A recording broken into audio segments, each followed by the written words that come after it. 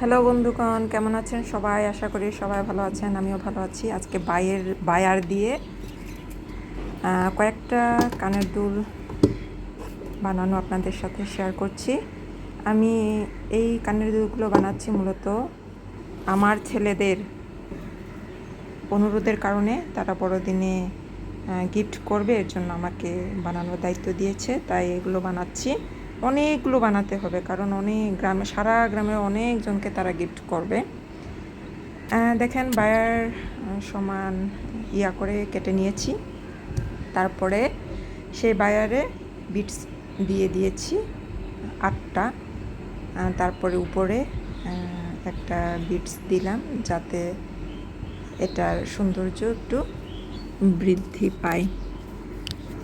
আপনারা এগুলো যে কোনো জুয়েলারি শপে পেয়ে যাবেন, যদি আপনারা নিজেরা বানিয়ে পড়তে চান। তো তারপরে এটাকে আমি প্রসেস করে নিয়ে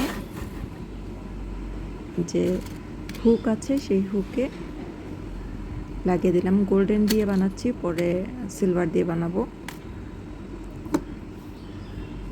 আগে গোল্ডেনগুলো শেষ করি আর কি। তারপরে এটা হুকে লাগিয়ে দেওয়ার পরে এই যে এটার ফাইনাল লুক। তারপরে দ্বিতীয় কানের দুলে চলে গেলাম, সেখানে কালো বিটস, তারপরে লাল ঘুঙরু নিয়ে নিয়েছি। তারপরে দুই ঘুঙরুর সাইডে বিটস দিয়ে তারপরে উপরে একটা করে লাগিয়ে নিয়েছি। আসলে আমি কিভাবে রিংটা তৈরি করি সেটার জন্য আপনাদের দেখাচ্ছি যে কটন বাটের এক সাইড কেটে নিয়ে তারপরে ওটা মাঝখানে দিয়ে তারপর গোল গোল করে নিই। তারপরে হচ্ছে আমি আমার সেই নোজ প্লেয়ার দিয়ে আনইভেনটা মানে স্মুথ করি আর কি, চাপ দিই। দ্বিতীয় কানের দুল চলে গেল। তৃতীয়টা ভাবছিলাম শেয়ার করব না, তারপর আবার ভাবলাম না, কি একটা শেয়ার করি।